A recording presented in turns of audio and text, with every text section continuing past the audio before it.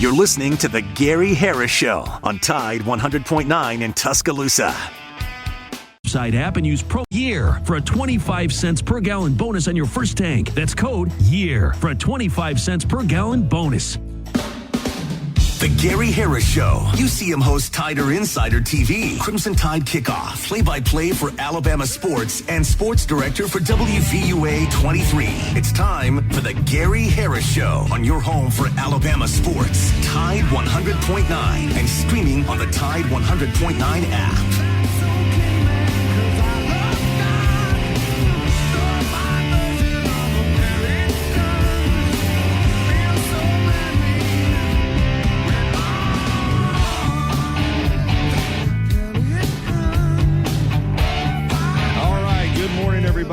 Welcome into the Gary Harris Show. We are ready to rock and roll as part of Fridays at the Free.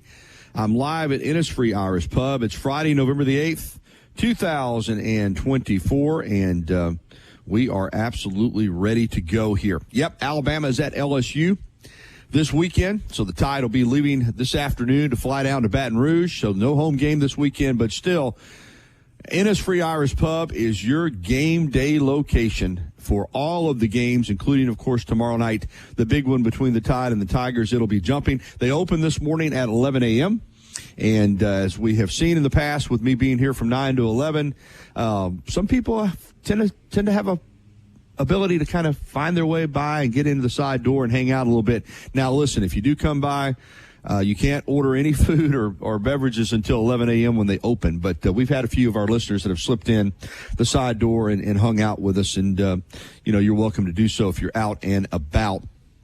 But I'm here until 11 a.m. And then Wyatt Fulton will be here for T-Town Sports Daily. And, of course, as I said, they will be open at 11. And since it's an away game, that means that the full Lucky Lunch meat and 3 lunch specials will be on the menu today. When it's a home game, they only have their game day menu on Fridays, but for away games, the full Lucky Lunch meat and 3. Of course, the full menu is available as well, but you've heard me talk about the Lucky Lunch meat and 3 in the past, and it is something special.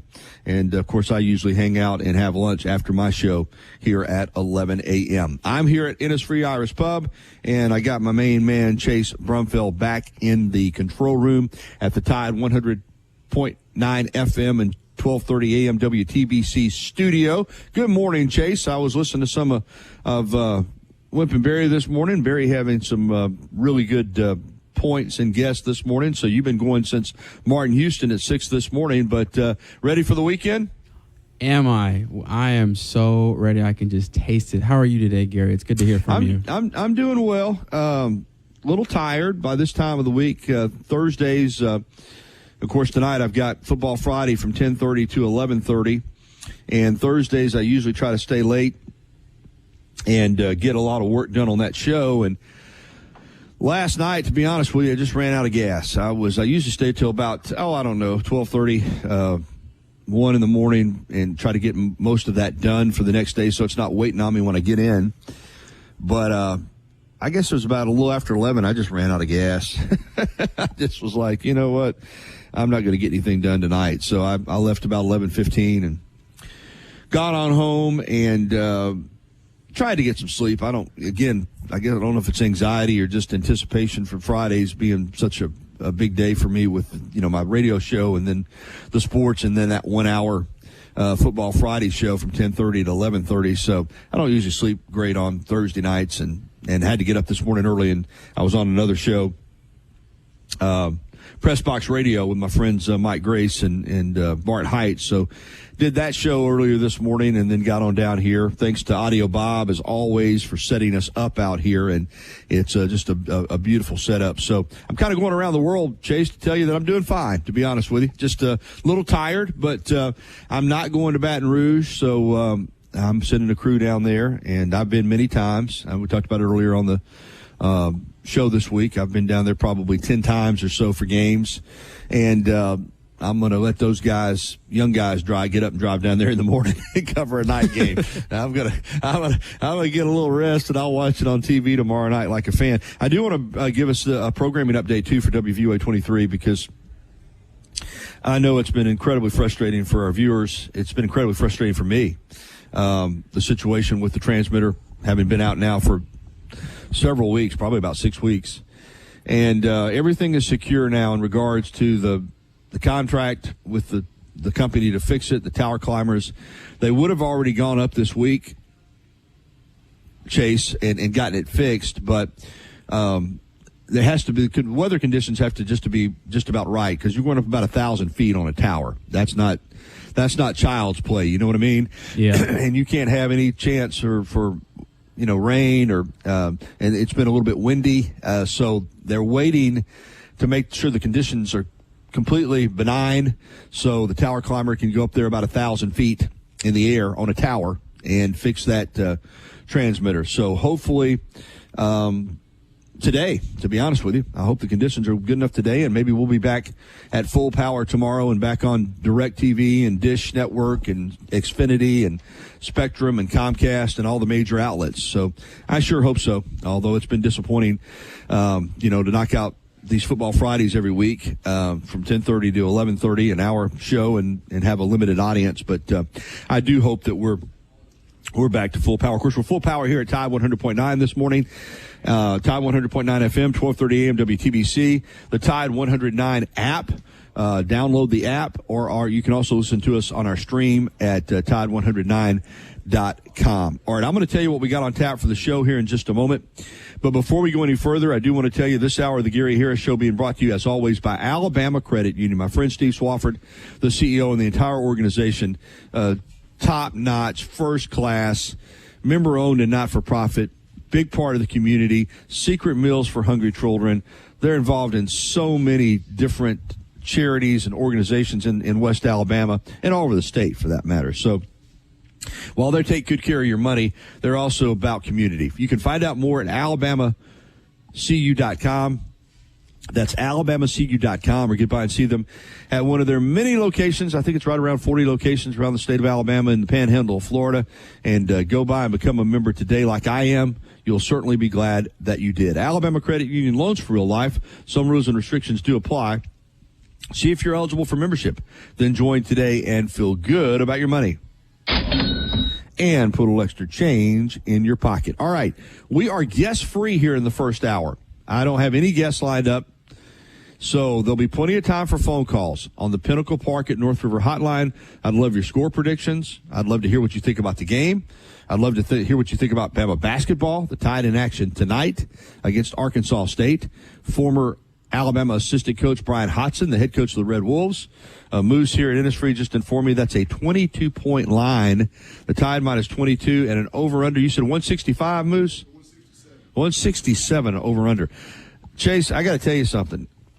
I don't know that I've seen a college basketball game with an over-under of 167. That is a lot of points. But Alabama scored 110 in their last game against UNC Asheville. But Arkansas State, funny picture making the rounds on social media. They had a little issue with the bus when they were busing into Tuscaloosa from Jonesboro, and they had a video and a picture of Brian Hodson actually fixing like a belt on the bus, the head coach of the Red Wolves. So that was pretty cool. So Bama basketball tonight. Love to hear your thoughts on the Crimson Tide. Auburn looked strong as well. Bama women last night rolling over Alabama A&M up in Huntsville. Obviously high school football tonight with the state playoffs, which got underway last night. Hoover won over at the Hoover Met against Fairhope. Hell County went on the road to Bayside Academy down in Daphne and got a loss put on their record as they are eliminated. I'll run down the high school football scores from last night and look ahead to tonight's action as well for you on the show. Also, our Bama football trivia contest presented by T-Town Menswear and T-Town Gallery in the University Mall. We're going to do that at 10:30 this morning. We're going to do our contest at 10:30, and we are going to give away this gorgeous Alabama football print from Steve Skipper. It is Through the Storm, Alabama 21, LSU nothing, the BCS National Championship game following the 2011 season. It's a beautiful print, and it is signed by Carson Tinker, who, of course, lost his girlfriend in that tornado in April of 2012. Through the Storm not only epitomizes that great Alabama football team from 2011, but also pays homage to in memory to the victims of the April 26, 2012 tornado. It's a gorgeous print by Steve Skipper, who we had on earlier this week. Outstanding artist, and that is a great full-size print ready for framing, courtesy of T-Town Menswear and T-Town Gallery in the University Mall. So we're going to do our Bama football trivia at 10:30, and then I'm going to do my point spread predictions. I'll tell you what, I'm going to go ahead, since I don't have a guest. I usually do them at 10:45, but I'm going to do my point spread predictions this morning at 9:45. So that's where I'm going to go with our point spread predictions. And then Bama football trivia at 10:30. Our guest today, Gary Stokan, president of the Peach Bowl and a expert on college football, the college football playoff, the bowl system. Love visiting with Gary Stokan. He'll be with us at 10 o'clock from over in Atlanta. President of the Peach Bowl and an authority on college football. Can't wait to pick his brain about where we're headed in college athletics, the football playoff system. And then at 10:30, Casey Smith on golf. Could not be with us this past Monday. So he is going to be with us at 10:30 this morning when we're doing our Bama football trivia. We'll talk golf. Got some good insight on Nick Dunlap. And also we'll talk some football with Casey. As I said, your phone calls are welcome. We're wide open at 205-342-9904. And let me mention, too, that we've got some other sound. We've got Brian Kelly, LSU head coach, both his press conferences. We have his main Monday press conference, and then we have his after practice press conference that he had yesterday. It's about 11 and a half minutes, Chase. I'll probably be the one that we run first because it's the freshest audio. But Brian Kelly met with the media yesterday afternoon following practice. We've got that press conference. We've got his main Monday press conference. We're going to hear some audio from Brian Kelly. Of course, we've already heard from Kalen DeBoer on all of our shows, most of our shows this week. Jamarcus Shepard, Alabama wide receivers coach, met with the media following practice on Wednesday. And I've got that audio available to me as well. But we'd love to hear from you, your score predictions, your thoughts on the game, Alabama basketball. And when we come back on the other side, we'll hit on some news and notes from the sports world, including the Thursday night football game, which was a wild one up in Baltimore. So we're off and running. Fridays at the Free. I'm live at Innisfree Irish Pub, which, of course, all you folks that follow the scene in Tuscaloosa know where it's at, but just in case you don't know, it is at 1925 University Boulevard here in Tuscaloosa. So as I said, it won't be open until 11, but if you wanted to slide by and slip in and hang out for a little bit, the side door is open. Just saying. All right, let's get to our first break. We'll come back. Let's get some phone calls rolling in here on the Pinnacle Park at North River Hotline, 205-342-9904. I've talked about Alabama LSU all week.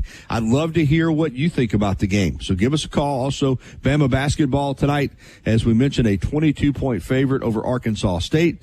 Your thoughts on the Crimson Tide men's basketball team are welcome as well.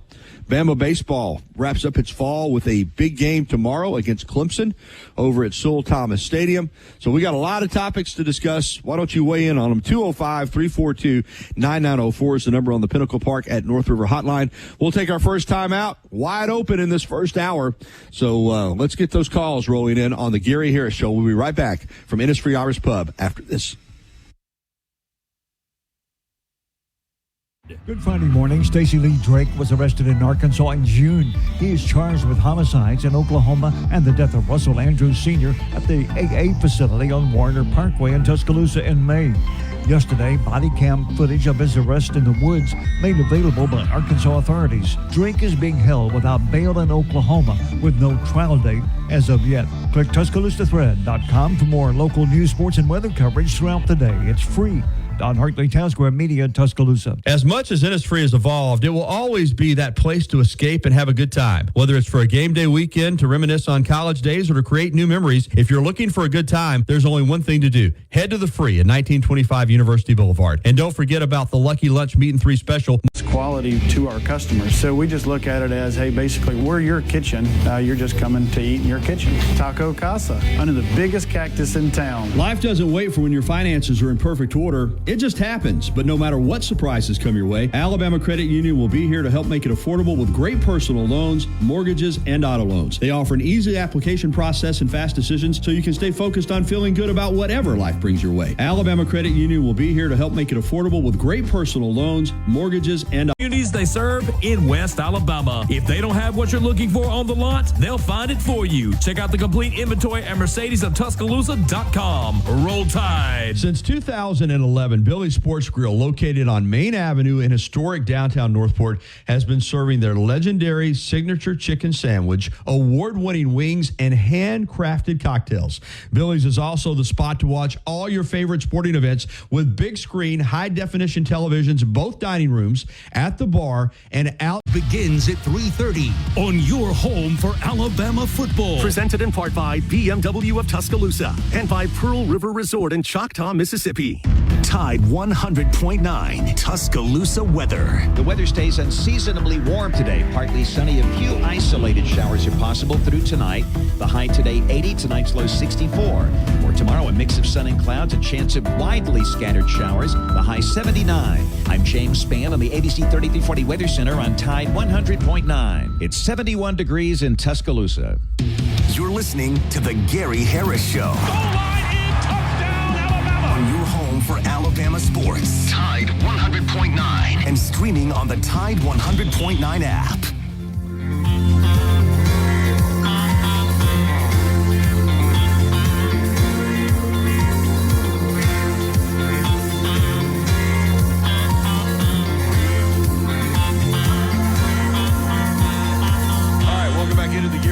Show here on Tide 100.9 FM and 1230 AM WTBC. Your home for Alabama sports. I'm coming to you live from Innisfree Irish Pub, part of Fridays at the Free here on Tide 100.9 FM. It's 9:21 AM and wide open for phone calls. Chase, we got to get those phone calls coming in this morning, man. I want to hear from some folks. I want to know what the vibe is from Bama Nation on Alabama at LSU and also on this Crimson Tide men's basketball team. So give us a ring, 205-342-9904. Last night on NFL Thursday Night Football, what a wild one. The second time that the Ravens and Bengals have played this season, and Baltimore, fortunately for them, won them both. They won an overtime game at Cincinnati. I think that was 38-35 maybe. Can't remember. But last night they win again, 35-34. The Bengals tied it late and went for two and didn't make it, and then did not get the onside kick. Cincinnati actually led in this game 21-7 at one point. And the play that changed the game was a forced fumble by Marlon Humphrey, the former Alabama cornerback. They gave the Ravens a short field. They made it 21-14, and then they came back and took the lead, and then still had to hold off Joe Burrow, who was phenomenal. 34-56 for 428 yards, 4 touchdowns, and no picks. And Jamar Chase, listen to this stat line. I don't play fantasy anymore, but if you do and you had Jamar Chase, you might have just won your game last night single-handedly. He went 11 catches for 264 yards and 3 touchdowns. So I'm thinking, and I've been a long time since I played fantasy, but I want to say that's probably right around just off the hoof, let's see, 55, 56 fantasy points, somewhere in there, Chase, on one guy. Derrick Henry, if you're wondering, not his best game, not a terrible game. I still think there are a lot of games where Todd Monken, the offensive coordinator, just does not get him going. I want to say he had 6 carries again in the first half. He finished with 16 carries for 68 yards and a touchdown. Now, he's been averaging over 6 yards a carry, so 4.2 is not up to his usual standard. But still, to have a touchdown, he's had a touchdown in every game he's played in as a Baltimore Raven. You figure, if you get that up to, let's say, 24 carries, he goes over 100 yards. Even at 20 carries, he's, up around 90. So, but still, it's not a bad game. Anytime you can score a touchdown, it's I love Henry with that team. I love the fact that he's got weapons around him. I love the fact that he doesn't have to be the focal part of the offense, but selfishly, I want to see him get more than 16 carries. I can tell you that. But still, 16 carries, 68 yards. The biggest thing for the Ravens is they got the win, and they moved to 7-3. Of course, the Steelers were idle last weekend, and they've got 2 losses in the division. So they are they're leading the division. But for the Bengals, a really talented football team that's 4-6, and that's what a fine line there is in the National Football League. You got the Bengals at 4-6. They could have won both those games against the Ravens. If they do win those 2 games, they're 6-4, and the Ravens are 5-5. That's what a fine line there is between, winning and losing in the NFL, just those 2 games. But the Ravens are due to win some close games. Nobody's blown more fourth-quarter leads over the last 3 years. Nobody's let more games slip through their fingers. And last night they came back and won a game. So good win for them. Women's basketball last night, as we mentioned, Alabama was up in Huntsville to play Alabama A&M, and the Tide rolled 84-59 to go to 2-0 on the season. They led it 46-25 at half, and then they led it 69-38 after 3. So really it was over. Give Alabama A&M credit. They outscored Alabama in the fourth quarter 21-15, but still a very comfortable win.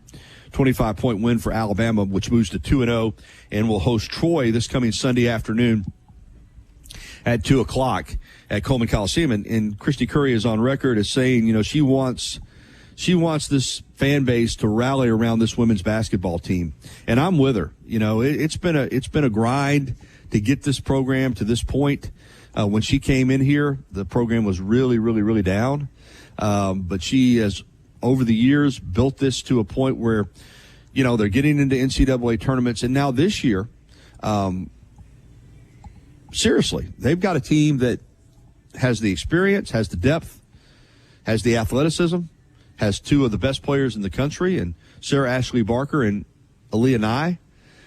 They've got a team that, has the potential to contend in the SEC for an SEC championship. And they've got a team that has the potential to get into the NCAA tournament and make a run. So I know the men's team gets all the hype and is deservingly getting that hype because of what they've done.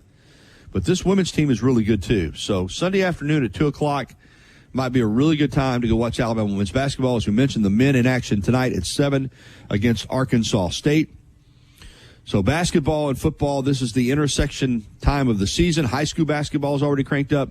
We're just now starting the high school football playoffs, so it's one of those times when if you're a dual sport athlete and you play both sports and your team is in the high school football playoffs, then your basketball is on hold. And for basketball teams that have a lot of football players, if their football team is in the playoffs, they're not at full strength. But and as I said, in just a little bit, I'll run down those high school football scores from last night and look ahead to tonight's action as well. All right, in the next segment, if we don't get any phone calls, I'm going to get to some of that Brian Kelly audio, and then I said at 9:45 I'm going to do my SEC point spread predictions. I'm coming off a 5-0-1 week, so I needed that bad after 2 really bad weeks. I'm back to 500 on the season, picking SEC games. So I've got that coming up at 9:45. And as I've already said, at 10:30, going to be giving away that incredible print from Steve Skipper, Through the Storm, commemorating Alabama's national championship win over LSU following the 2011 season, and also paying tribute to the victims of that hurricane tornado that came through on April 26, 2012. So it's signed, and it is a beautiful full-size print. Now, listen to me. if you've won already this year, and we got Gavin his print earlier this week, Gavin Deacle, and by the way, thanks Gavin for bringing up from Deacle Farms there in Grand Bay, bringing up an incredible vegetable and fruit basket for me, and so much, and for Ryan Fowler too. So much was on that basket and bag that I kept some of it, but I was also able to give some of it away to some friends because he brought, man alive, all homegrown potatoes and bell peppers and beans and tangerines and pomegranates, and I'm just trying to think of all the zucchini and squash. And in fact, I gave Moose here at Innisfree some of the zucchini and squash and bell peppers, and he's going to use it back there, I think, with some of the Lucky Lunch Meat 3 specials. So, but thanks to Gavin. But also, if you've won this year already, please don't call in. Give other people a chance to win if you've already been a winner this year. And in fact, speaking of one of our winners, Gil listens regularly. Got to get Gil his print. I've had it for a couple of weeks here. So, Gil, we got to get up this next week and get you your print, too. And I think everybody else has gotten their prints. But, Gil, we're going to get you yours. But if you won already this year, give other people a chance to get in. All right, it's 9:30, so we need to get to the break here.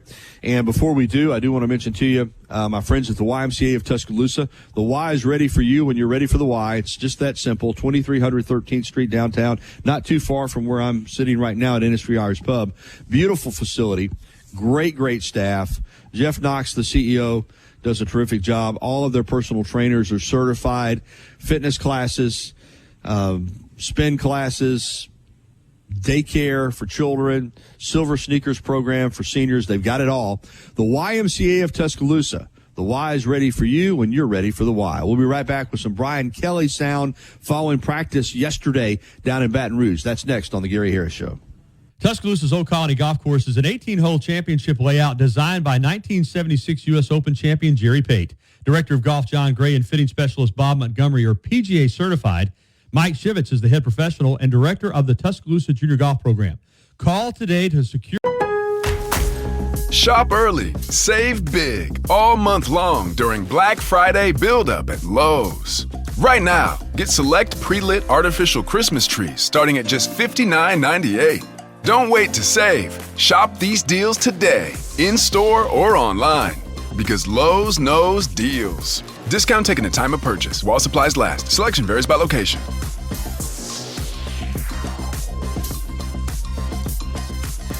You need more than a Band-Aid. There's the DCH Wound Care Center. Learn more about our services at dchsystem.com/wound care.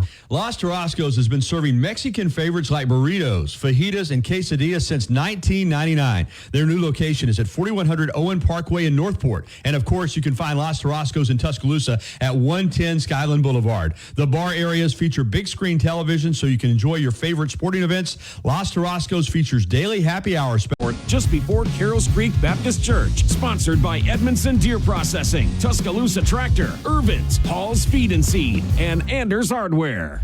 Need to know what's going on with the Crimson Tide? Then subscribe to our YouTube channel for exclusive content on your home for Alabama sports. Tide 100.9 and streaming on the Tide 100.9 app.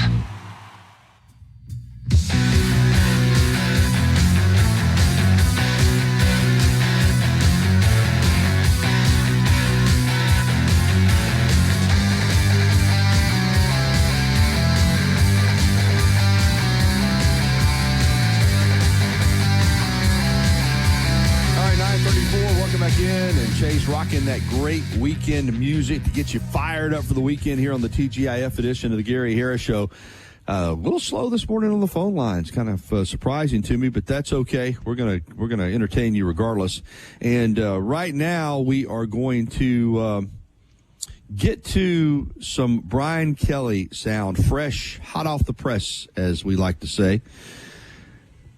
As he met with the media, he does a Thursday, when Nick Saban was here, he did a Wednesday post-practice presser. Coach DeBoer doesn't do that. He does his Monday press conference. He does his radio show on Wednesday night, but he doesn't meet with the media but once a week. But Brian Kelly comes in and talks to the media following the practice on Thursday, which is pretty cool because that's only 2 days removed from the game. This is Brian Kelly on Thursday evening following practice talking about his team and the upcoming game against the Alabama Crimson Tide. Excellent. All right. See, our Yeti is for sale to the media. I know this is a retro from a couple of years ago. I didn't want to bring out. He did get a new one. We gave the guys some gear. So they're happy. Okay, fire away. What do we got for Thursday? I'm sure we get some good stuff. Hey, Coach. So plenty of reports are suggesting that there's going to be a Tiger at the game on Saturday. Would you care to comment on that? I am a huge Tiger fan.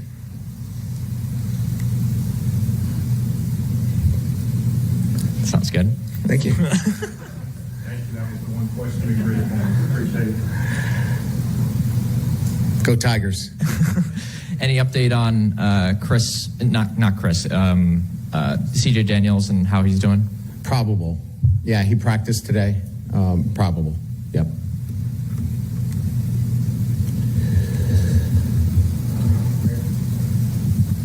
You guys have played one big night game already this season.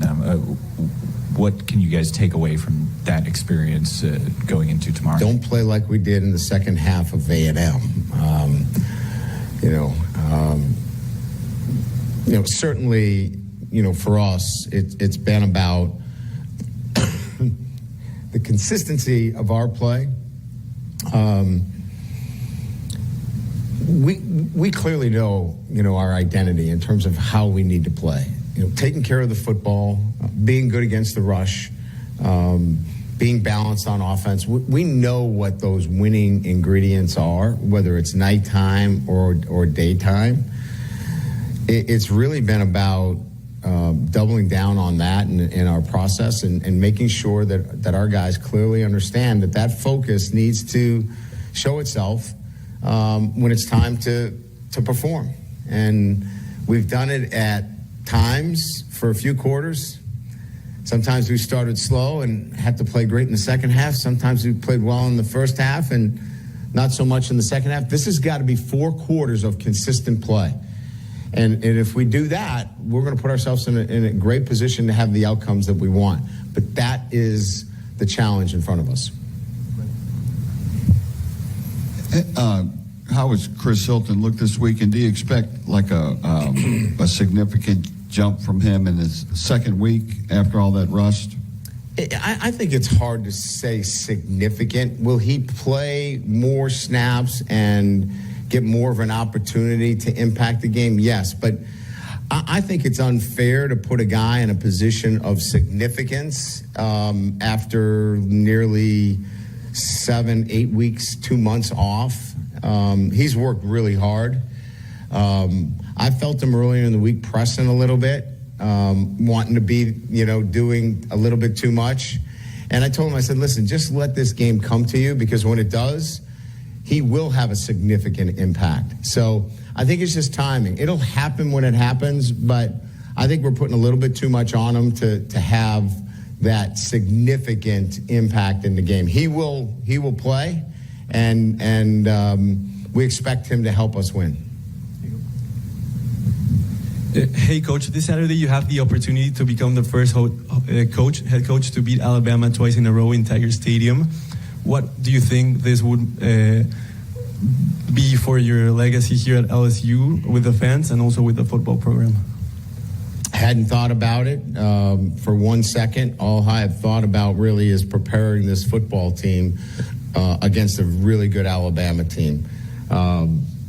Those kinds of thoughts for me in my career have always been things that I'll consider when my career is over. My career is just starting here, and we'll consider those things down the road. This is really about preparing our team, and certainly knowing the competition is going to be one where we're going to have to play really well for 4 quarters. Brian, I wanted to ask you about discipline with your secondary guys as it pertains to defending a running quarterback. I guess where do you guys maybe start with trying to make sure that their eyes are in the right place and that they're also still playing instinctually? Yeah, I think certainly part of the whole defensive scheme is, when the play breaks down or Milroe gets outside the pocket, you got to lock on, right? There are no zones anymore. You got to find a guy that's in your area, and you got to lock down. But I think it starts with a disciplined pass rush. It starts with lanes. It starts with contain. And so I think it starts up front, and it works its way back. So all these levels of defense, defensive line, linebackers, everybody, all 11 have to be part of this. And I think it really, for us, where we broke down last year was in lanes and pass rush lanes. We've worked really hard on that, and as well as making sure that we don't lose anybody on the back end. It's obviously a rough Texas A&M game for the field goal team. Just curious how you've seen them respond these last couple of weeks, and just kind of how much of an emphasis special teams has been, I guess, in practice these last 2 weeks. Yeah, so we can look at it as, is that who we are, or is that an anomaly? And based upon the number of snaps that they have where they have been so good, we took it as an anomaly, but that doesn't erase the fact that we didn't execute when we needed to. So we looked at everything from communication to the operation, who was operating, how we were operating, all of those things, and examined it closely and went back to work. And we've had a really good week, and our expectations are that we're going to be back to the consistent operations that we've had in the past. I know earlier this week you talked about, you were asked about this being an elimination game in the playoffs. I just wanted to get your thoughts of just how you kind of view this game, because in the past, before the college football playoff era, a 2-loss LSU team and a 2-loss Alabama team wouldn't necessarily garner the same type of attention that it has now, with game day here and how big or what stakes are like. I kind of want to just get your thoughts on just the context of the game in this day and age now. Well, I mean, I think, you're talking about a team in LSU that has 1 loss in the conference and is, whether you use the tiebreakers or not right now, but is tied for first, right? So you've got a team that's tied for first in the SEC, regardless of what the tiebreakers look like at this point. And then you have one team that has a second loss. So I still think the implications are a little bit different this year because of where the teams are.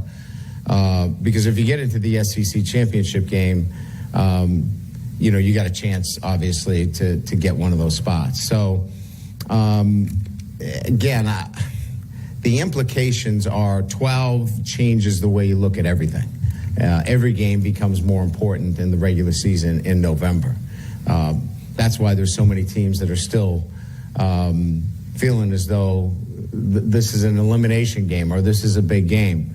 If this is an elimination game, Ole Miss and Georgia could be an elimination game. Every SEC game could be considered an elimination game.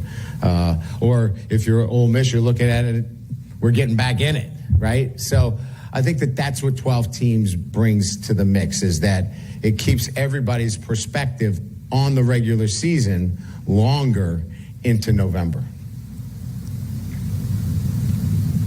Stuff there from Brian Kelly. We're going to go ahead and jump out because we got a couple of phone calls. We're going to go ahead and get to one of them on this side of the break because Josh from Magnolia, Texas, has been holding for a while on the Pinnacle Park at North River Hotline. Good morning, Josh. How are you? I'm good. How you doing, Gary? Doing great, man. Well, what are your thoughts on what do we have to do to win Saturday night? Yeah. I think, first of all, from a defensive standpoint, you can't let LSU get a running game going. They haven't really had one this season, okay? So all of a sudden you don't want a team that struggled to run the football to be able to start running the football on you. Because if they are able to do that, then that is really going to open things up for them.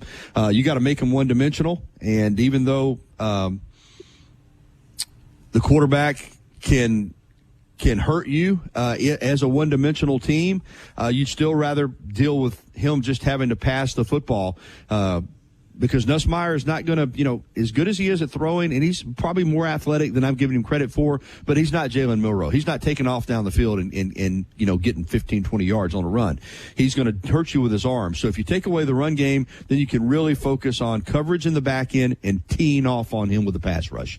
A&M affected him in the second half of that game. He got out of sorts. I mean, this is a guy who had precision point accuracy, but in that second half against A&M, he's forcing throws, he's getting picked off, he's looking flustered. So you want to continue that. Make them one-dimensional and then put heat on the quarterback. On the other side of the ball, you want to run the football. You want to get that running game going. 271 yards against Missouri.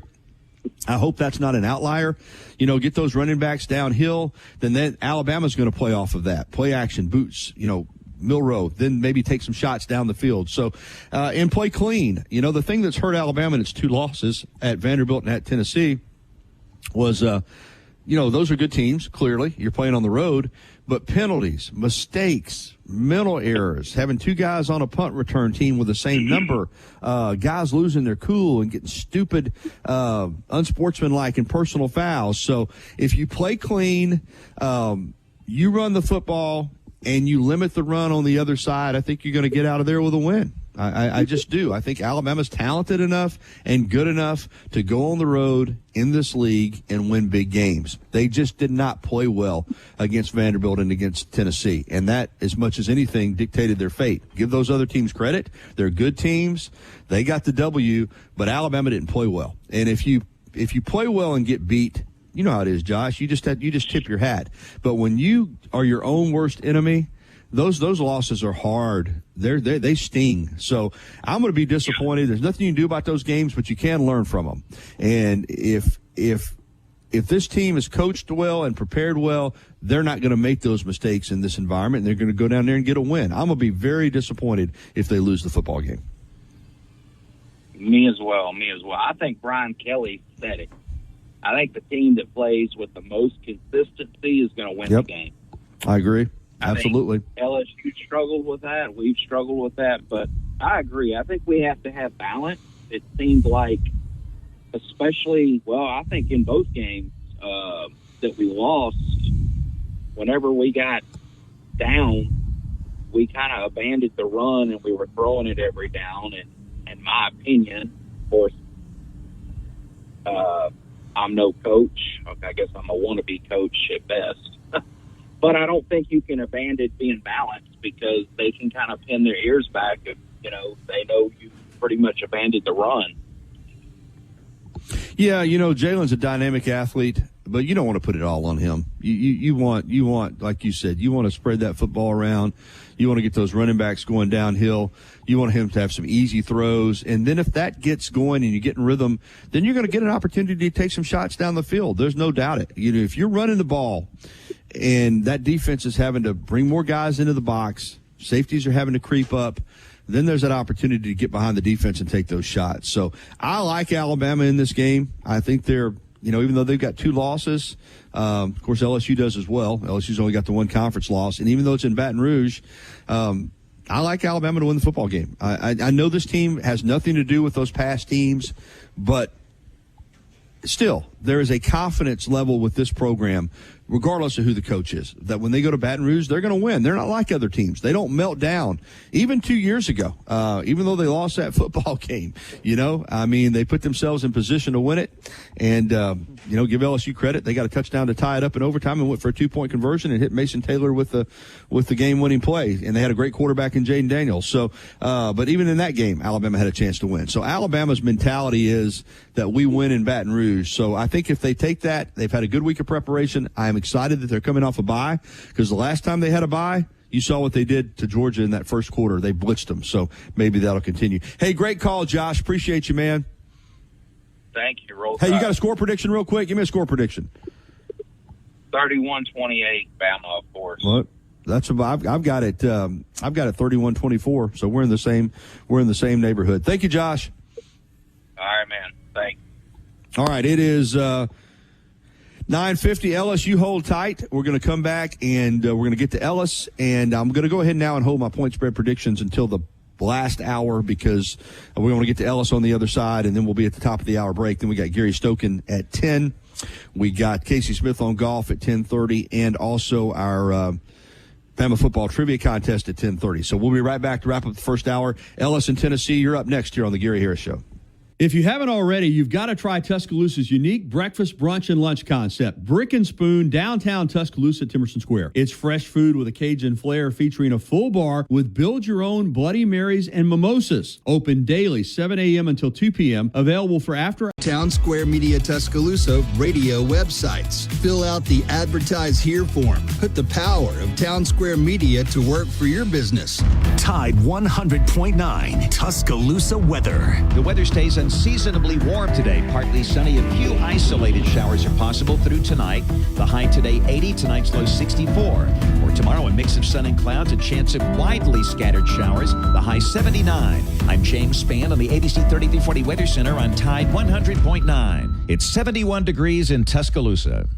Covering University of Alabama sports, as well as the national and local scene as well. The Gary Harris Show, only on Tide 100.9 and streaming on the Tide 100.9 app.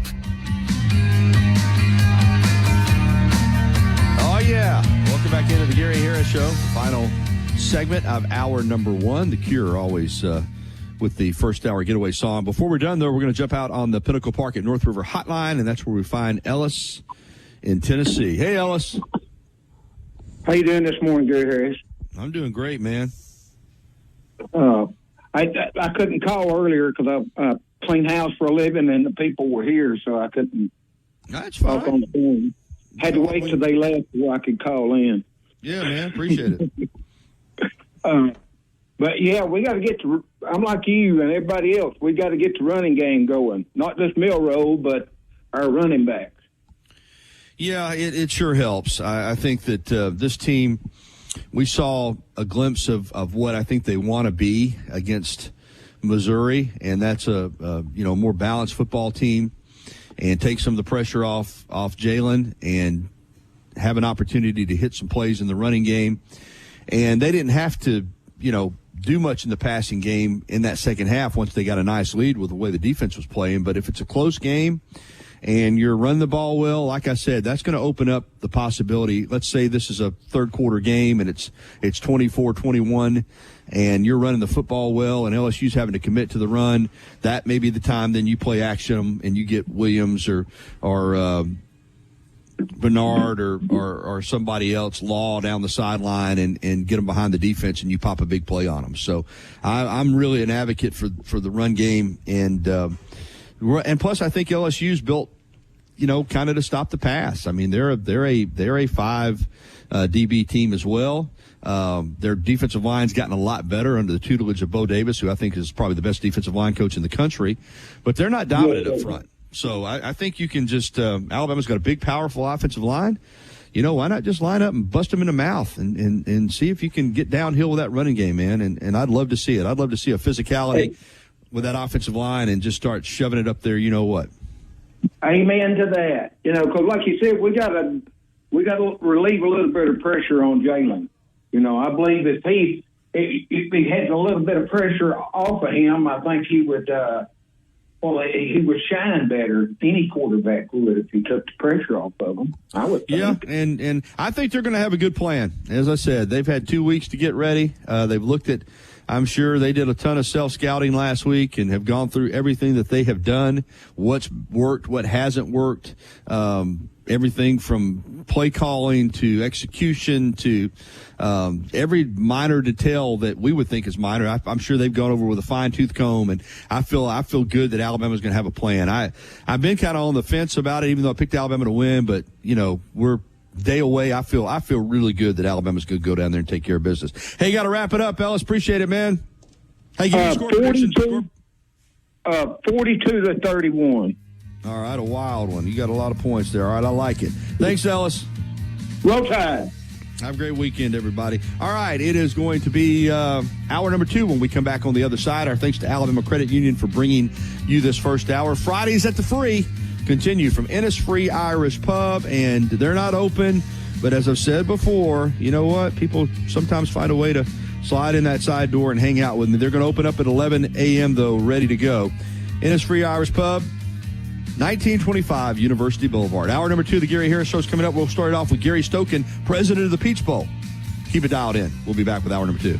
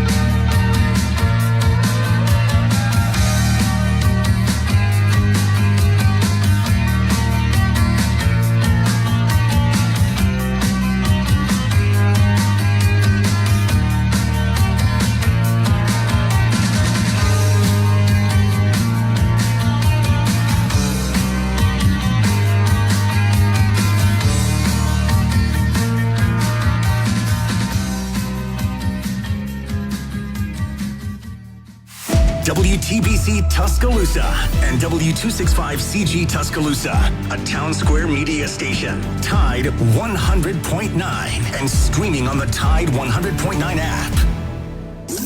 From the Fox Sports Studios in Los Angeles, here's Monsi Bolaños. In NFL news, Jaguars head coach Doug Peterson says it's trending towards Trevor Lawrence not playing this Sunday against the Vikings because of that left shoulder injury. Mac Jones would start at quarterback. Jacksonville is 2-7 in the season. Last night in the NFL, Week 10 kicked off with Thursday Night Football as the Ravens defeated the Bengals 35-34. They were led by Lamar Jackson, who threw for 290 yards and 4 touchdowns. In a losing effort, Joe Burrow threw for 428 yards and 4 touchdowns, while Jamar Chase had 11 catches for 264 yards and 3 touchdowns. In the NBA, the Timberwolves beat the Bulls in Chicago 135-119. Anthony Edwards led Minnesota with 33 points. The Milwaukee Bucks snapped a 6-game losing. With the Planet Fitness Black Card, you don't just get a great workout, you get a great perk out because your membership is packed with perks. For $1 down and $24.99 a month, you'll get perks like access to any of our 2,400 clean and spacious locations. Bring a friend anytime and both work out with tons of equipment that'll give you that big fitness energy. Relax in the Black Card spa and more. Work out and perk out with the PF Black Card. Join for just $1 down and $24.99 a month. Join a club near you. Offer ends November 13th. See Home Club for details. Or enjoy free shipping to your home on purchases over $25. Your new Academy Sports and Outdoor store is located at 4610 U.S. Highway 280 in Birmingham. The Gary Harris Show. UCM host Tider Insider TV. Crimson Tide Kickoff. Play-by-play for Alabama sports and sports director for WVUA 23. It's time for the Gary Harris Show on your home for Alabama sports. Tide 100.9 and streaming on the Tide 100.9 app. All right, here we go. Hour number 2 of the Gary Harris Show, live from Innisfree Irish Pub, 1925 University Boulevard in Tuscaloosa. Fridays at the Free. They don't officially open the doors until 11 a.m. They'll start serving food and beverages at that time. But as I said, if you slip in the side door and want to hang out, we've had a couple of people come by already this morning. You can't get any food yet, but you can hang out with us if you come by a little bit early. And then at 11 a.m., they'll start serving up their regular menu plus the Lucky Lunch meat and 3 here at Innisfree Irish Pub as part of Fridays at the Free. All right, we got Chase Brumfield back in the control room, and we're going to kick off this second hour by jumping out on the Pinnacle Park at North River Hotline and welcoming in one of the foremost authorities on college football in this country, Gary Stokan, President and CEO of Peach Bowl, Inc., and a frequent guest of the program and a guy that I respect his opinion greatly. Good morning, Gary. How are you? Gary, it's great to talk to you again. Hope everything's well. Very well. Pleasure to have you on. And let's dive right in because there's a lot of topics I want to get to in the next 12, 15 minutes or so. And one, of course, is the expanded 12-team playoff. The first playoff rankings came out on Tuesday night. You scan it. Obviously, we follow Alabama here, and we're looking at if it were to fall out this way, Alabama versus Texas in a first-round game. That would be a lot of fun. But what did you think of the initial rankings, and how much stock can we really put in them at this point, knowing that they're going to change?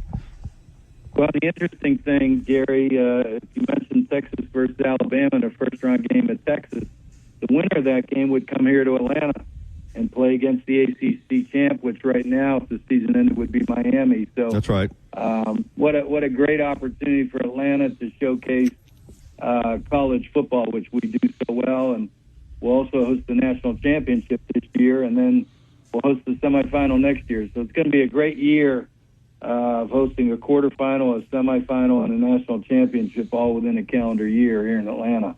You better believe it. Of course, I think regarding the 12-team playoff, college football is the second most favored sport in this country behind the NFL. Mm-hmm. And we knew that with a 12-team playoff, it would only mean greater viewership, increase in attendance, because I counted it up. There's probably, 25 to 30 teams that are still vying for those 12 slots in the playoff. And so here we are in November talking about, 25 to 30 teams, whereas in the old playoff, the 14 playoff, if you had more than one loss, you never made it to the playoff. And here we are with teams that are 2 losses. They're still, in the mix.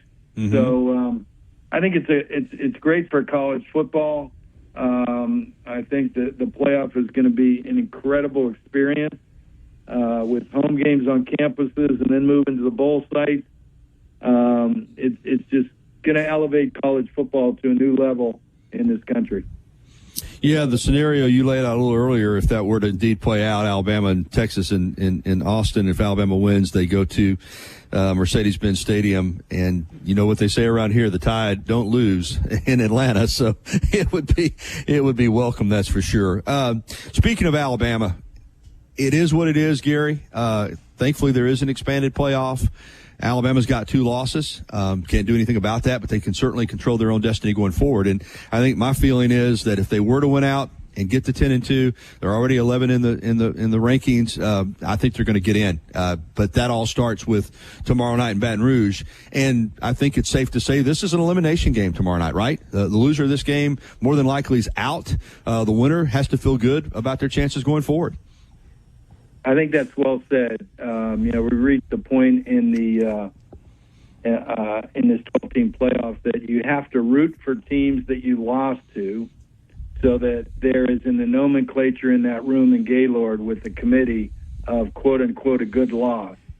So Alabama's got to be one of the biggest Tennessee boosters in the country, hoping that Tennessee, would go on and win out, mm-hmm. which will help Alabama. Certainly the LSU game is, I think, certainly a playoff game. Certainly a lot of football still to be played, but teams with 3 losses, it's going to be very difficult, I think, to get in the playoff this year. And that's one of the things that we'll learn, and I'm sure the commissioners are looking at over the next 2 years before they decide what direction the new playoff will go in 26 with the new contract. Peachboro President and CEO Gary Stokan with us here on the Gary Harris Show, talking some college football and college football playoff. The win that Alabama has over Georgia, until somebody else beats Georgia, I mean, I still think that's the best win in college football when you consider the fact that Alabama's the only team that's beat them in the last 4 years, and they've got a huge game at Ole Miss. Ole Miss looking obviously to make a case for the playoff if they could knock off Georgia tomorrow afternoon. But in your mind, just how big, if it comes down to a situation where Alabama maybe is kind of teetering on the fence of getting in the playoff, will that win over Georgia be for Alabama if the Dogs don't drop another one? Well, I think, as I said, you need Georgia to win out. If you beat LSU, you need LSU to win out. The teams that you've beaten on the schedule this year, you need them to be ranked. So when the committee gets in the room, and I've sat there in Gaylord and gone through a mock draft where you have all this data and information in front of you. Mm-hmm. You know, you want to be able to say strength of schedule, here's who we beat, and, you know, go in there with, you know, an 11, you know, I don't know if they can get to the SEC championship game, but you want to go in there with those 2 losses and having 10 wins and a win over Georgia would certainly help. You know, the one thing that I think people need to realize talking about the SEC is that because we're in year 11 of the 12-year contract, the original contract with the CFP and the New Year's Six Bowls, there are still contracts that exist with conferences and the bowls. And so if the season ended today, you know, the Rose Bowl would get the Big Ten champ. The Sugar Bowl would get the highest-ranked champ between the Big 12 and the SEC. And then us and the Fiesta Bowl, the other 2 quarterfinals, are at-large bowls, and so we would get the other teams, the other conference champs, you know, that get a bye. In the semifinals, the Cotton Bowl and the Orange Bowl, because they have a contract with the ACC, but yet they're a semi, the ACC becomes at-large. And the Cotton Bowl, because it's an at-large bowl, there's no relationship there. Secondly, is once the brackets are set. So if you have a rematch, it doesn't matter. You know, you play whoever you play in the bracket once it's set, and the bracket in the semifinals will be set. Whoever is the number 1 team, they will be geographically advantaged in the semifinal bracket. So in other words, if the season ended today, Oregon would be closest to the Cotton Bowl rather than the Orange Bowl.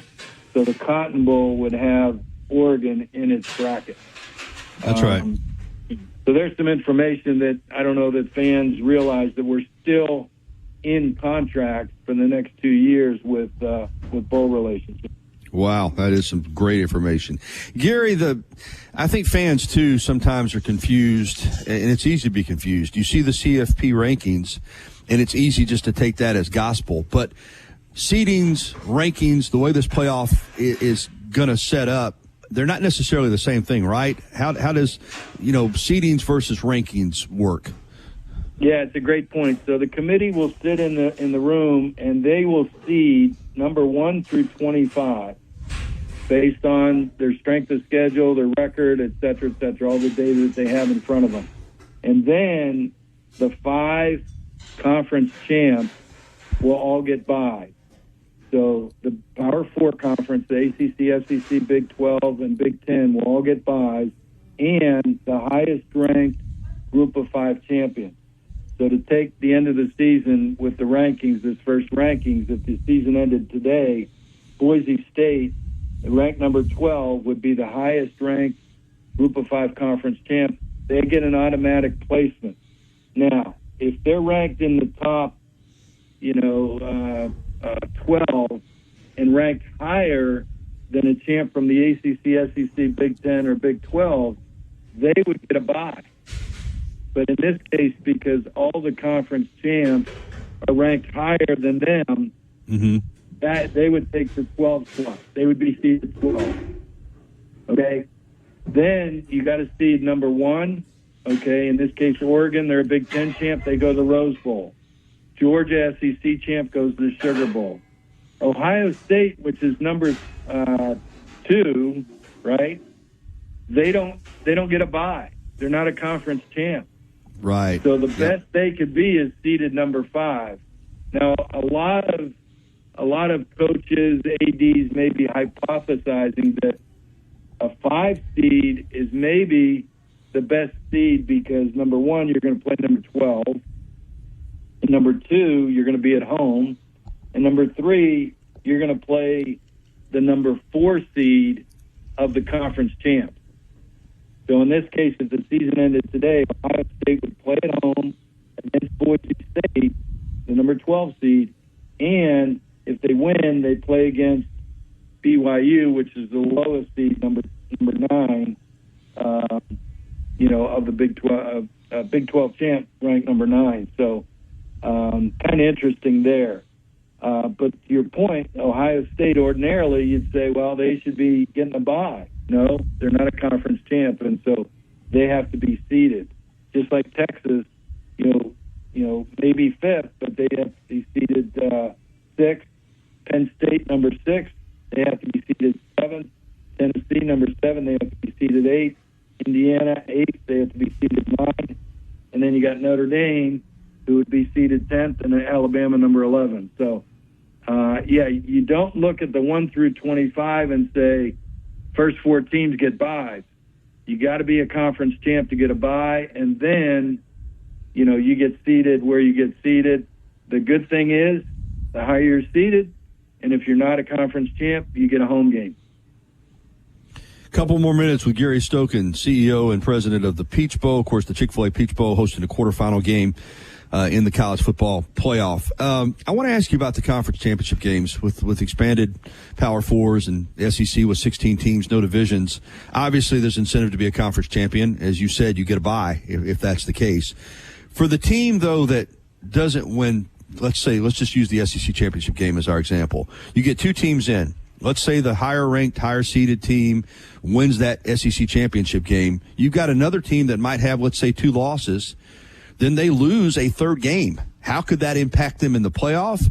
And then even if they make the playoff after playing an extra game already, then they got to turn around in a couple weeks and play another game. I know the money is so big and nobody's looking at that, but the conference championship games have changed because of this expanded playoff and the impact it could have on a team that doesn't win the conference championship game. How could that look, and could it keep a team out of the playoff potentially?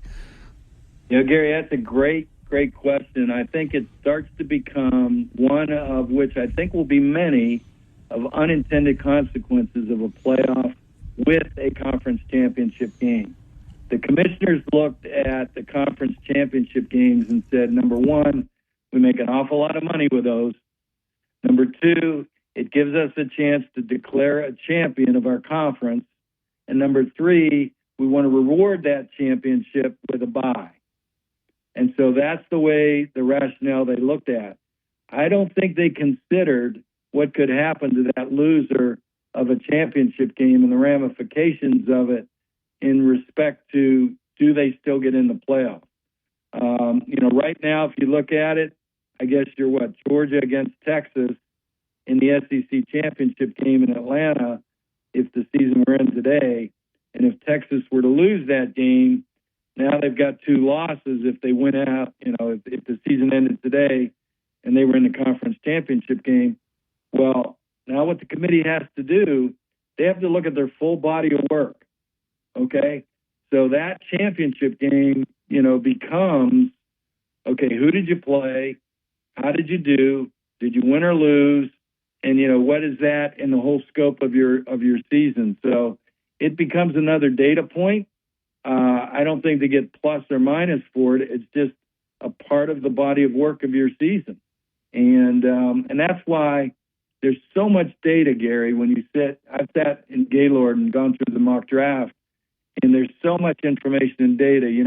How did Texas play on offense and defense? What did they do in the championship game? Did they get killed, or did they play a close game? All those things become part of the conversation when you're seeding these teams 1 through 25 at the end of the season. You did an awesome job of explaining that. Yeah, the last thing you want to see is a conference championship game hurt one of your teams, but there is potential for that. I know we got to wrap it up, but just outside of the playoff, where do you see the bowls going? Do you worry that bowls that aren't involved in the playoff and with teams that aren't chasing championships, the opt-outs, the whole look of what these bowls will mean going forward? Are you worried about the bowl system as a whole? Yeah, it's a great question. Yes, I do. I think that the bowls that are on the lower level, and not to denigrate them just by tiers of bowls or stratas, but there's 20 bowls that are owned by ESPN, I think. Those bowls are going to be fine because ESPN uses them for TV ratings and viewership, right, and advertising dollars. I do worry about those bowls that do a great job, like the Alamo Bowl and the Cheez-It Bowl and the the Gator Bowl, and I can go on and on. But those bowls in the middle, right after the New Year's Six games, right? And what I've told them is two things. One is I would look at getting with the conferences and have the conferences take those bowls over and have a relationship with them similar to what we have with the CFP, the New Year's Six Bowls.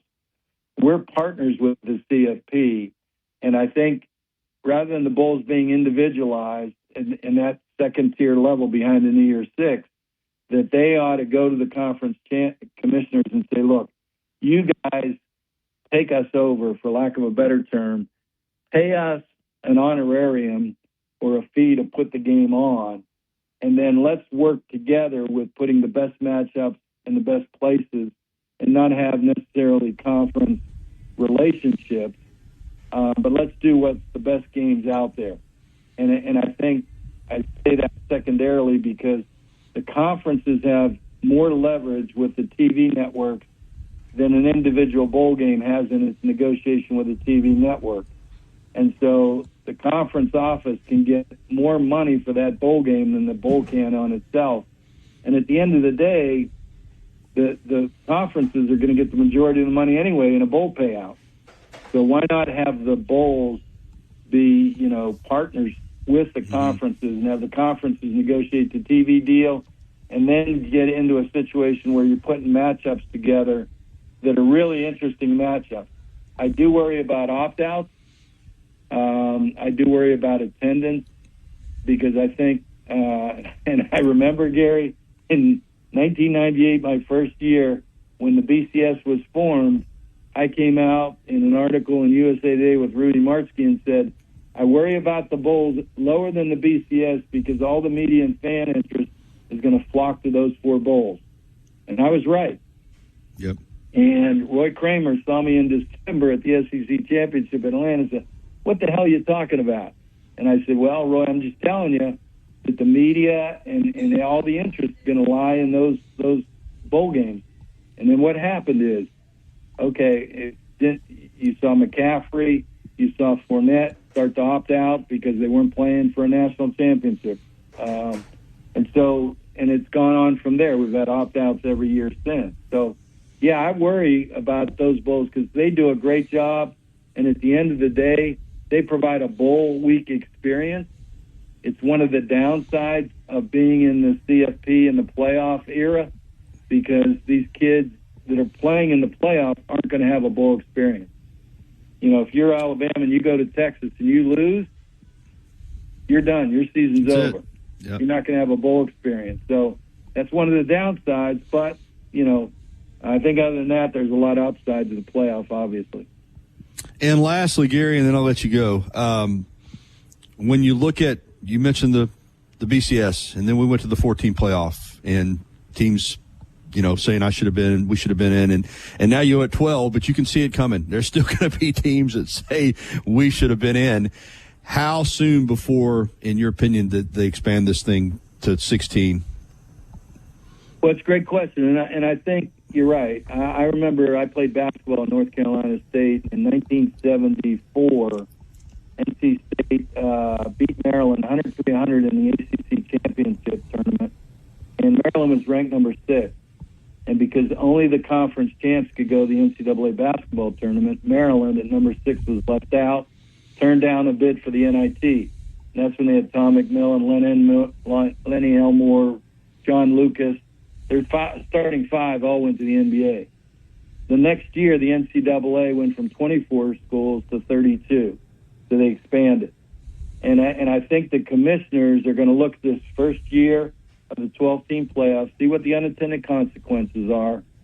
They have next year to look at it again. So when in 26, when the new CFP contracts take place, they'll be able to judge, how they need to change things. Do they need to expand it? I think the SEC, since we're talking about SEC, they're going to sit in the spring meetings and say, do we want to go to 9 games?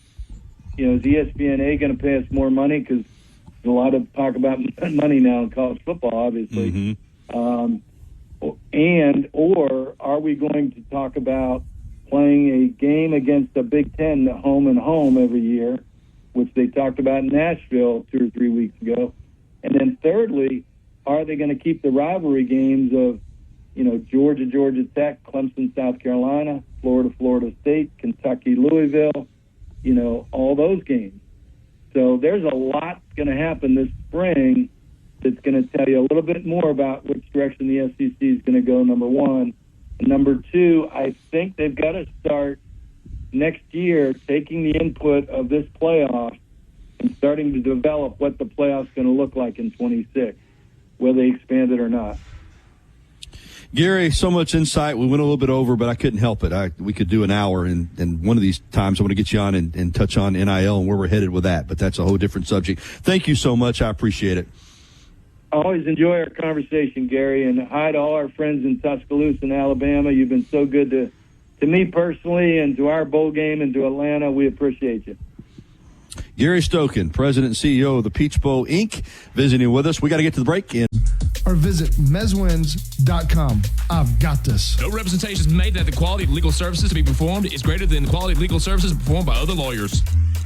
The Alabama Securities Commission protects you from financial fraud. Anyone asking you for investment money must be licensed. You're careful with your money. Fraudsters aren't. Before you invest, call our hotline at 1-800-222-1253 to verify the licensing of the person making an offer and the product. Don't lose your hard-earned money. Learn to protect yourself at asc.alabama.gov. Paid for by the Investor Protection Trust and brought to you by the Alabama Broadcasters Association and this station.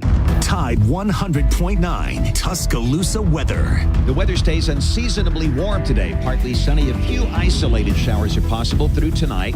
The high today 80, tonight's low 64. For tomorrow, a mix of sun and clouds, a chance of widely scattered showers. The high 79. I'm James Spann on the ABC 3340 Weather Center on Tide 100.9. It's 73 degrees in Tuscaloosa. For more from Tide 100.9, Let's it fly! Follow us on Twitter, Facebook, and SoundCloud.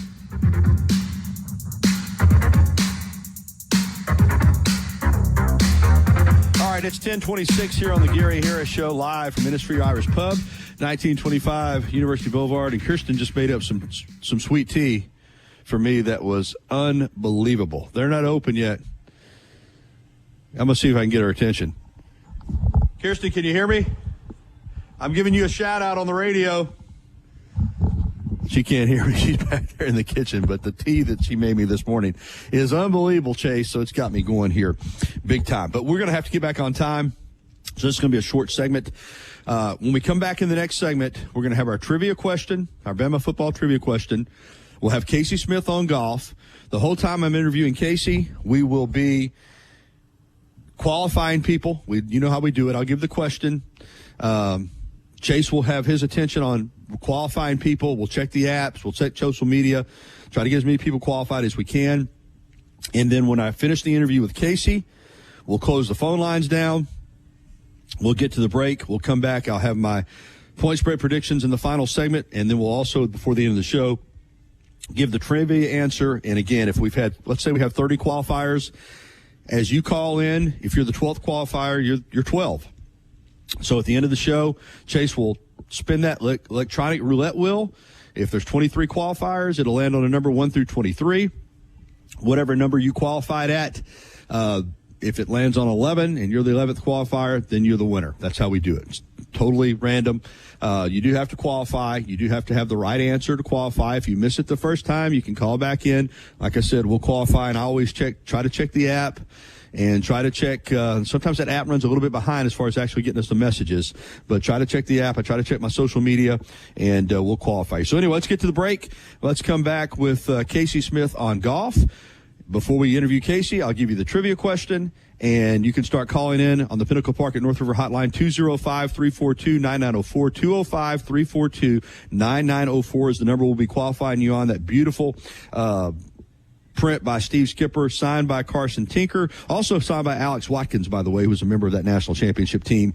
And the artist Steve Skipper, great artist, has done. Your doctor today about Skyrizi, the #1 dermatologist-prescribed biologic in psoriasis, and visit skyrizi.com or call 1-866-SKYRIZI to learn more. Are you receiving unemployment? Your benefits could be at risk. Here's how you can protect yourself and your benefits. Never respond to mail notifying you of a false claim in your name. Never answer a text message asking you to verify your account. And only respond to official Alabama Department of Labor's social media pages. Report fraud at labor.alabama.gov/fraud. Brought to you by the Alabama Department of Labor, ABA, and the station. The Alabama Department of Labor is an equal opportunity employer program. Auxiliary aids and services available upon request to individuals with disabilities. Dial 711 for TTY accessibility. 365 24/7. You'll find road and utility crews, tow trucks, law enforcement, and first responders working along Alabama's roadways. We're making improvements and helping our communities stay connected. We're working hard to make sure you're safe on the road. Now we need your help to make sure we're safe too. Alabama's move over law requires you to move over a lane when you see flashing lights on the roadside. And if you can't safely move over, please slow down. Visit DriveSafeAlabama.org. Brought to you by the Alabama Department of Transportation, Alabama Broadcasters Association, and this station.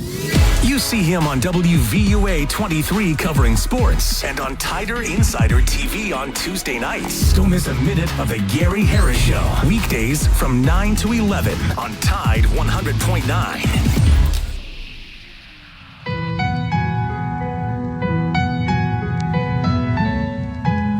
All right, 10:33. Welcome back to the Gary Harris Show live at Innisfree Irish Pub, 1925 University Boulevard, downtown Tuscaloosa, part of Fridays at the Free. They open up at 11 a.m., and they're going to be ready to go with all that great food that's available, including the Lucky Lunch Meat and 3 special for lunch. It's available because it's an away game. When they have home games here at Innisfree Friday, they have the game day menu, but since it's an away game, they are able to serve the full-fledged Lucky Lunch Meat and 3, plus the regular menu as well. I'm going to stay and eat lunch as soon as my show is over, so why don't you come on out and join me beginning at 11 o'clock. All right, you heard that music. The Masters theme music means it's time for Casey Smith on golf, normally with us on Monday, but he was not available to be with us on Monday, so we're going to get to Casey in just a moment. But first, it is time to get our Bama football trivia contest question out for you, so you can call and qualify the entire time that I'm talking to Casey. Presented by T-Town Menswear and T-Town Gallery, University Mall. As I said, through the storm, that beautiful national championship print from Alabama's 2011 national championship team by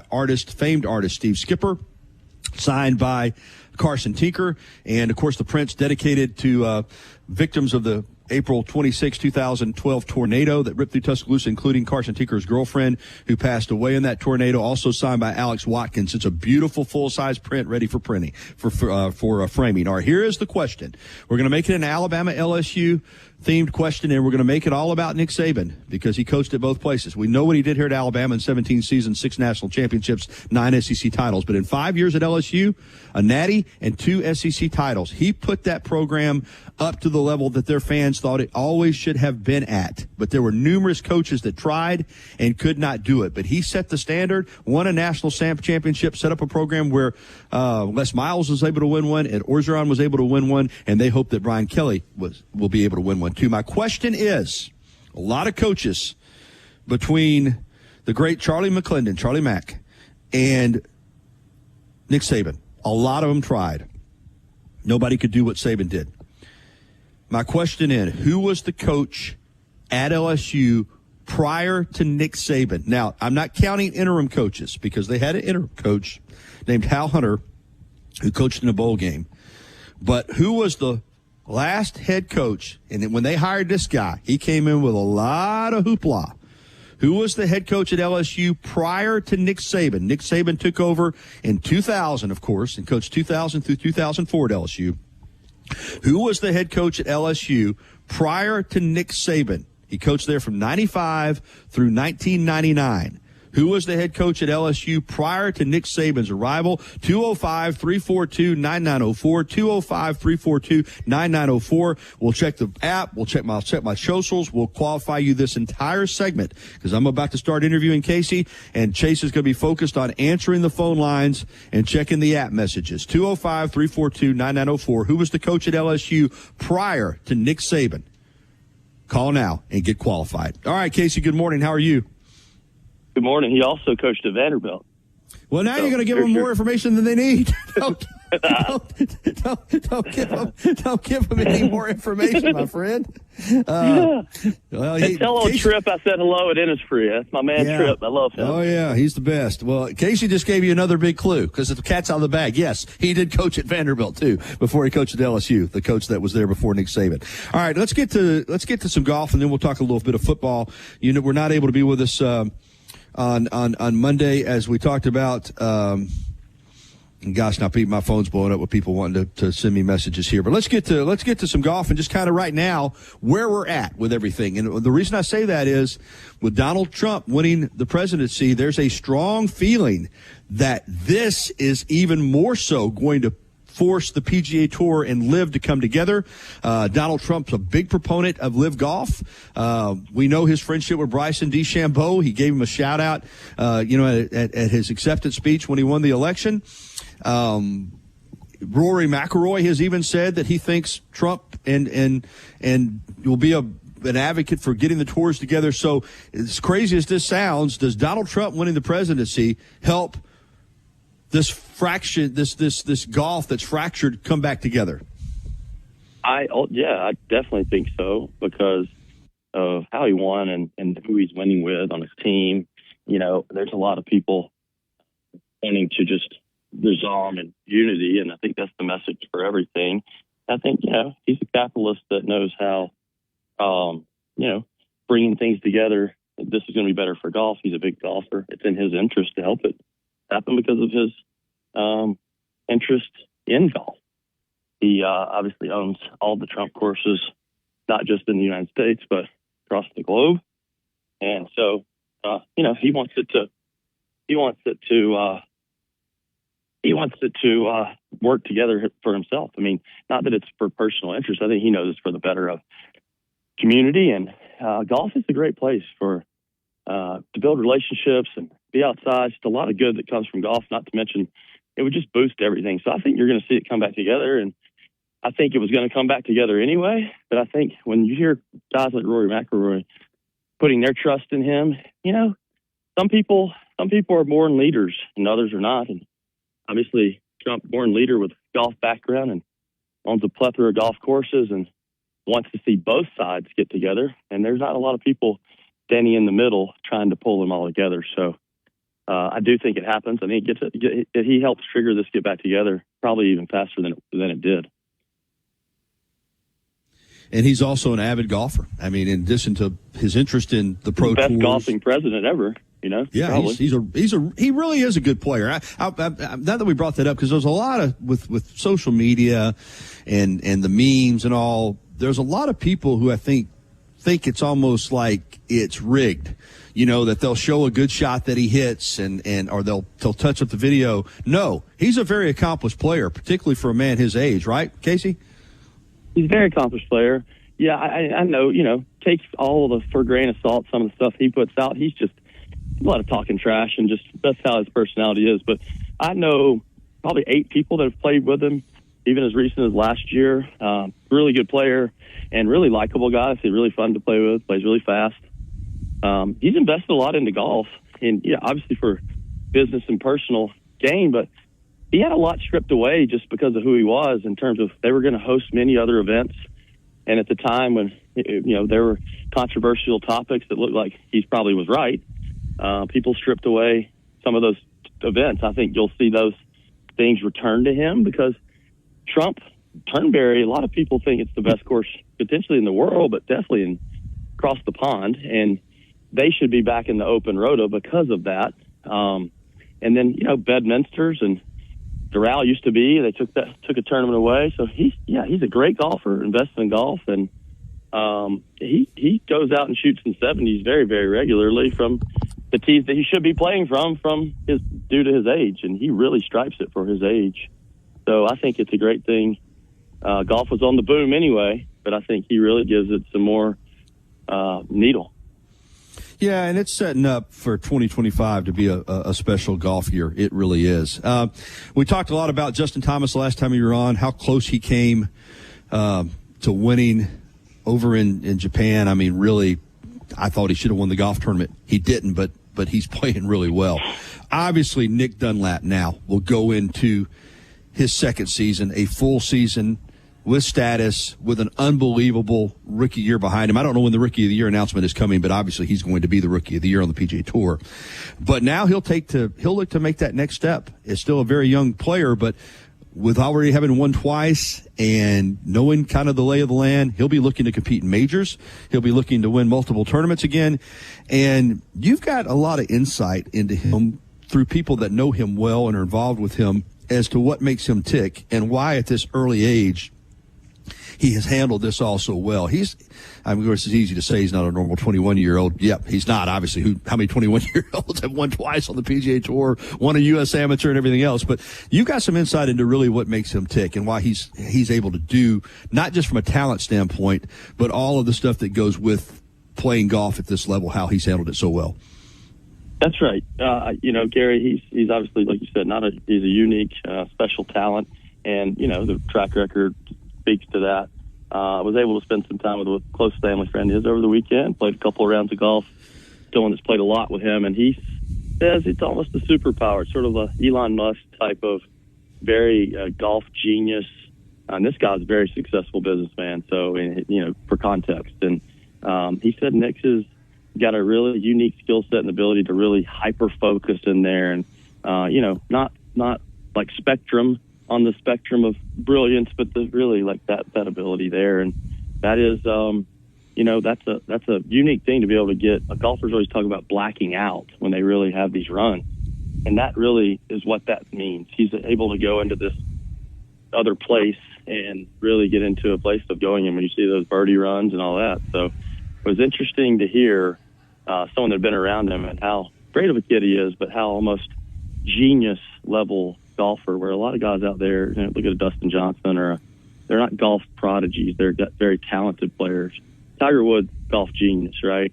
Justin Thomas grew up in it. He knows everything about golf you can know. But Nick Dunlap has got didn't grow up with golfing parents really that much, but grew up and it's got a skill set of mental genius level to get into this zone is what this friend of his alluded to. Wow. Something else about him, too? He's a terrific athlete. And I know we're seeing much more of that. And I'm not saying that 50 years ago golfers weren't athletes, but, it was different, Casey. He before he committed fully to golf, there's some videos of him when he was like ninth grade playing football. He was phenomenal, and he's another one of these big strapping guys that if he wasn't a golfer, you could see him maybe as a college football wide receiver or a pitcher in baseball or a shooting guard in basketball. He's got that type of athleticism, size, and again, it does translate. You and I know this, and you're a really good player, but being tall, again, I play a lot of golf now with my friend Tommy Cobb from Alabama Credit Union, who's I think he was 6'8" when he was younger. Now he's 68 years old. He's 6'6". But he's hitting the ball, I'm telling you, he's hitting the ball 20, 30 yards further than he did 10 years ago.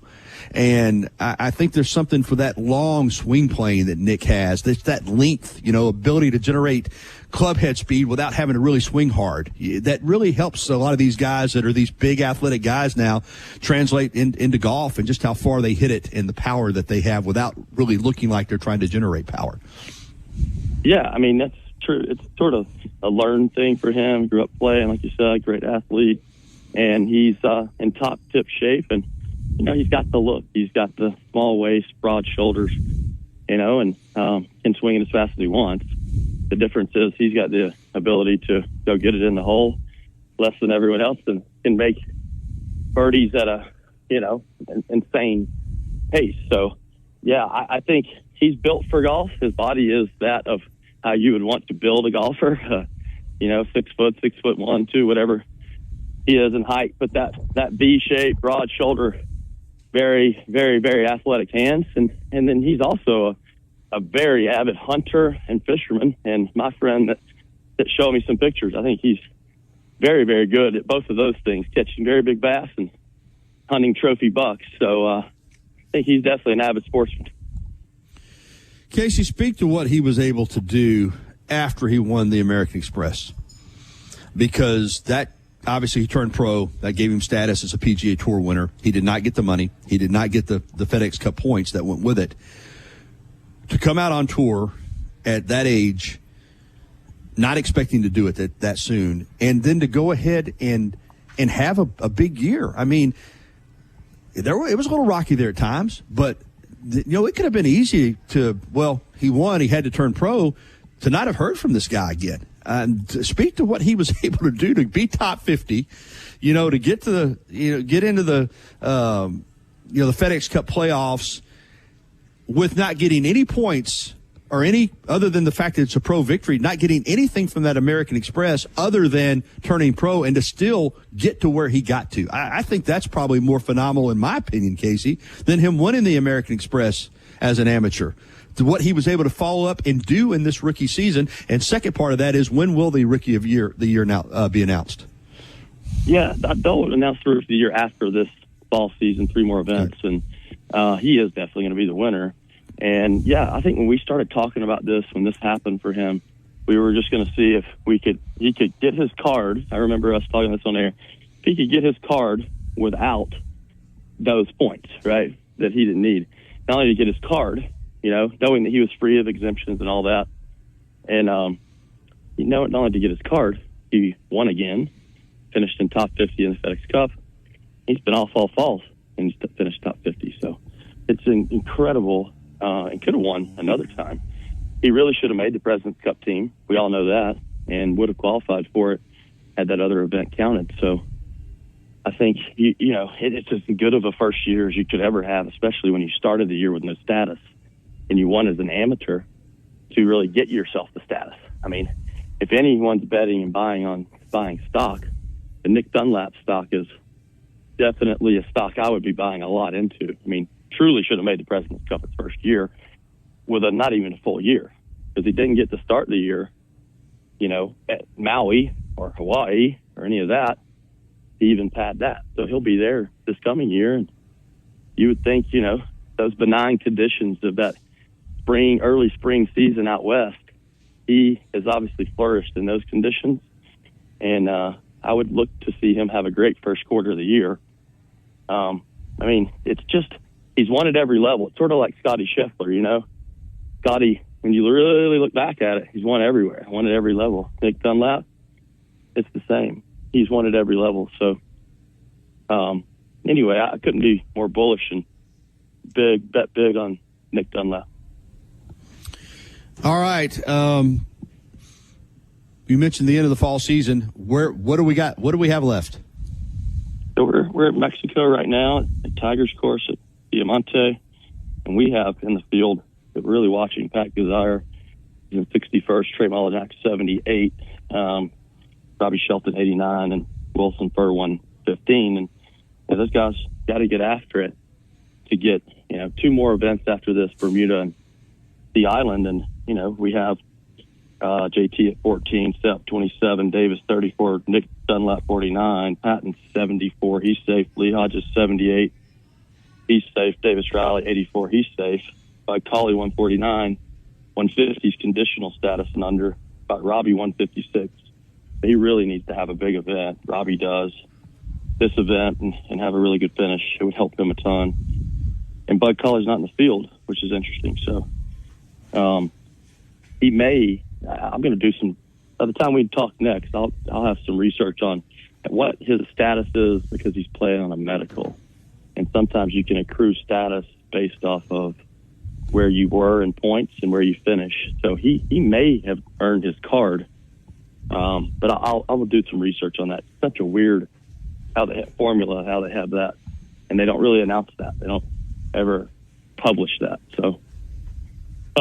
These guys just need to have a really big finish. And then, they're going to get to play, a lot of them are going to finish their season at Sea Island, where they've played many times, SEC Championship, many times, plus the RSM, and to a familiar course where, it's produced a lot of guys who've won from the South over the years. So really, really a lot to watch and a lot to pull for. We got some guys that could help themselves and have a job for 2 years or a year at least, if they can have a good finish in the fall. Casey, great stuff, man. Appreciate it. And real quickly, sir. just give me we run out of time. Give me your prediction, score prediction for LSU and Alabama tomorrow night. Well, I like Alabama 27, LSU 21. Got it, buddy. Have a great weekend. Roll Tide. See you, buddy. All right, thanks to Casey Smith. All right, listen, it's 10:51. We're going to close out the phone lines. Chase, are you there? You got a number on the qualifiers, or do we just need to wait until we get back on the other side? Right now we have 23. All right, 23 qualifiers. If somebody else gets in during the break, he'll go ahead and qualify you. But when we come back on the other side, my SEC point spread predictions plus our trivia question answer and our electronic roulette wheel drawing, and we have 23 qualifiers. May get a couple in here over the break, but pretty much going to shut the phone lines down. The customers are searching online for your type of business. It's quick, easy, and free. Visit mylocalcustomers.com. That's mylocalcustomers.com. Follow Tide 100.9 on Facebook today to watch our live shows, read the great articles, and interact with Bama fans today.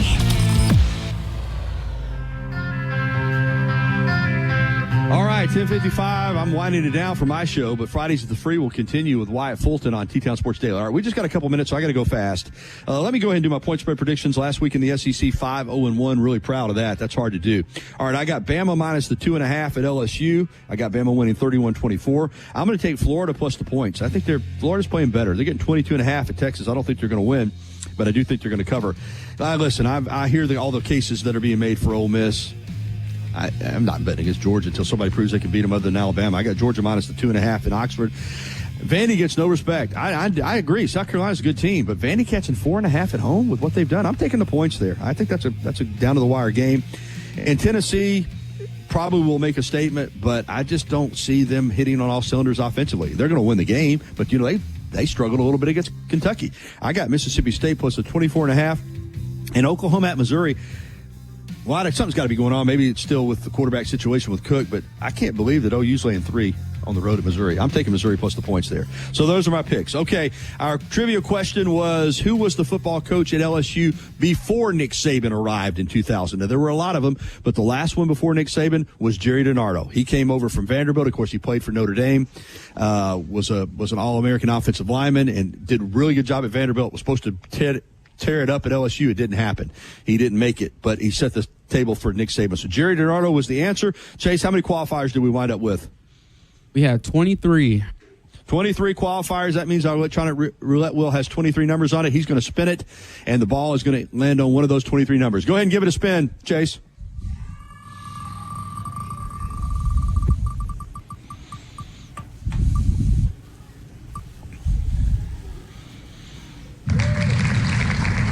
Number 16, we got Willie.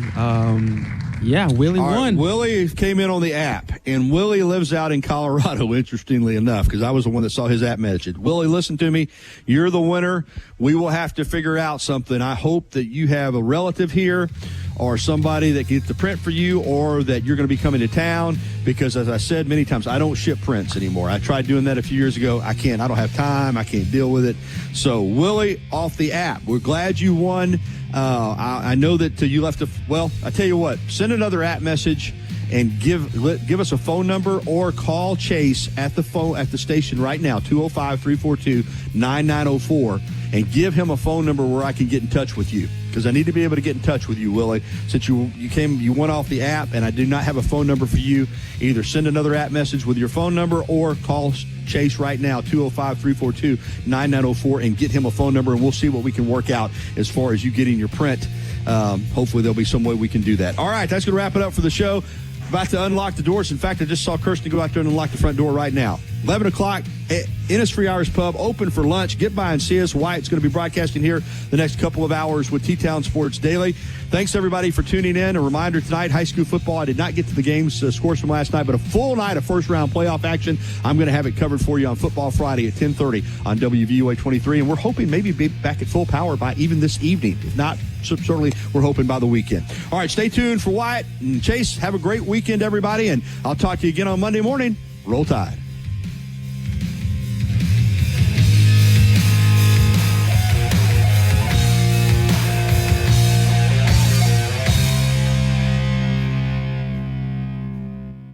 Thank you for listening to The Gary Harris Show on your home for Alabama sports. Tide 100.9 and streaming on the Tide 100.9 app. WTBC Tuscaloosa and W265CG Tuscaloosa, a Town Square media station. Tide 100.9 and streaming on the Tide 100.9 app.